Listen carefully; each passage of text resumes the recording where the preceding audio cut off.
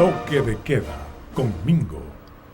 Así es, toque de queda. Seguimos en toque de queda por EUTV y con el profesor Francisco Faraco. Yo le decía antes de iniciar el programa al profesor Faraco que ayer un grupo de colegas estuvimos conversando y me llamó la atención que llegamos a una conclusión. Quisiera conocer su opinión, además de la que dejamos antes de ir al corte, de que para el pueblo se ha manejado muy hábilmente. El socialismo es solidaridad. Y por eso mi inquietud que le dejaba planteada al doctor Faraco antes del paréntesis. En estos momentos hay una propuesta económica distinta al socialismo del siglo XXI. Siempre la ha habido desde toda la segunda mitad del siglo XX hasta hoy. El público puede apreciar, uno puede apreciar que hay un lugar donde le atienden bien, le venden un buen producto, le dan la garantía a su producto, etcétera. Uno va a otro lugar donde le van a dar un servicio, a registrar un documento, a sacar la cédula, lo atienden mal, le dan un producto desbaratado, tiene que pagar coimas, etcétera.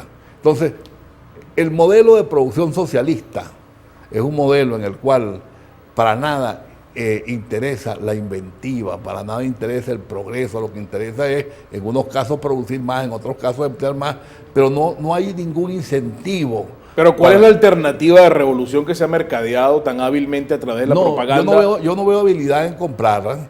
Es igual que si yo fuese, eso está dicho ya, chequera mata galán. Entonces, si yo fuese un hombre con mucho dinero, tendría a lo mejor muchas admiradoras. Pero como soy un economista pues asalariado, pues entonces no tengo ninguno. Entonces, el problema es ese. El problema es que en Venezuela ha habido un reparto gigantesco. Y no solamente de ahora, lo que pasa es que ahora alcanzó dimensiones colosales. Pero nosotros podemos decir que aquí hubo un éxito en el socialismo. El socialismo no es reparto. Usted va para China y usted ve gente que trabaja 18 horas al día. En la Unión Soviética se trabajaba 20 horas al día. En Cuba la gente trabaja. Lo que ocurre es que en Venezuela se ha subsidiado con el petróleo una manera de concebir la política y de captar los votos. Esto lo que ha sido es una economía petrolera que ha dedicado el excedente petrolero, en lugar de dedicarlo a construir infraestructura, a mejorar la educación, la salud, etcétera, lo ha dedicado a captar votos. Pero históricamente el capitalismo no ha sido indolente con respecto a la miseria que lo rodea. No hay una deuda social importante que siempre deja como colofón. En los últimos años, muchos economistas han planteado el problema de la desigualdad. Ajá. Definitivamente, sí, en países como los Estados Unidos y en algunos países de Europa ha habido una gran divergencia entre lo que capta el 10% más rico, lo que captaba antes el 10% más rico y lo que capta hoy en día. O sea, realmente la proporción que capta es grotesca. Pero en esos países, recientemente hubo una reunión de los 40 hombres más ricos de los Estados Unidos en un hotel en Nueva York para plantearse el problema y plantearse lo que iban a hacer.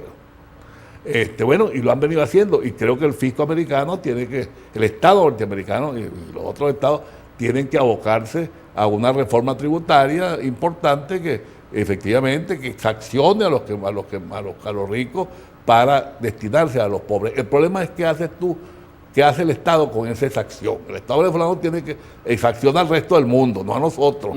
Vendiendo el petróleo, tiene que lo vender como está a $100. ¿Qué ha hecho el Estado venezolano con el excedente? ¿Qué ha hecho?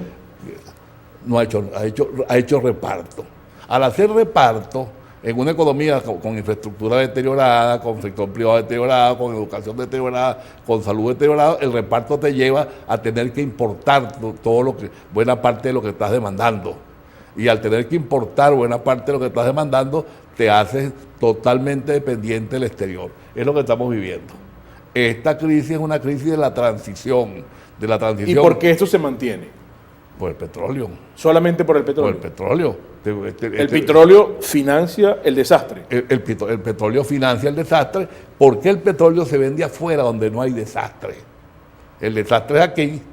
El desastre no es en los Estados Unidos, ni en Alemania, ni en China, ni en Japón. El desastre es aquí. Lo que pasa es que nosotros no pagamos. Pero el desastre le funciona. porque los más desposeídos, los que no tienen, el pueblo, asocia ese socialismo con solidaridad, que era lo que yo le estaba diciendo. No, está bien, yo no creo que la asocie con solidaridad, porque la solidaridad no funciona así.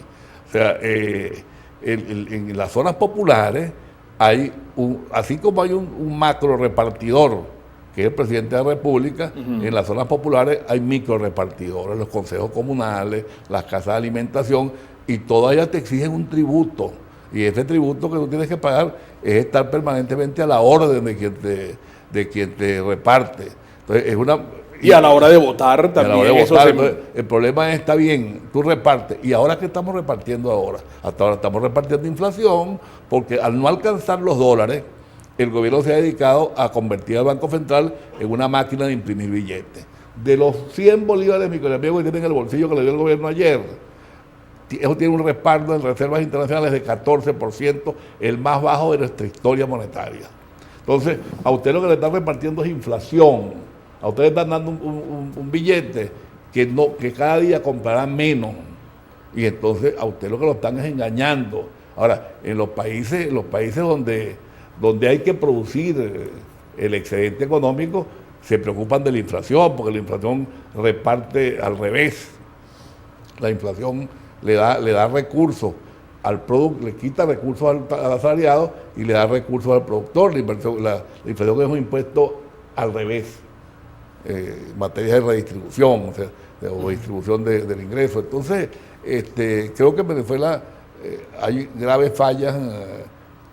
O sea, este esquema de reparto requeriría que el petróleo estuviese ahorita en $200 y mañana en 300, y fue subiendo de manera exponencial, pero como eso no lo podemos hacer, entonces lo que hacemos es, lo tenemos en 100, no lo tenemos en 200, pero vamos a esa diferencia, vamos a rellenarla emitiendo dinero que no tiene ningún respaldo.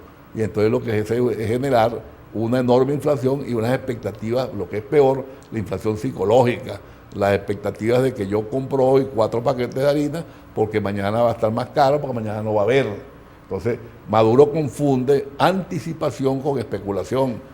Y al mismo tiempo el petróleo también evita que haya una revuelta social. Eso lo vamos a dejar para la próxima parte con el doctor Francisco Faraco, aquí en Toque de Queda por EUTV. Toque de Queda con Mingo.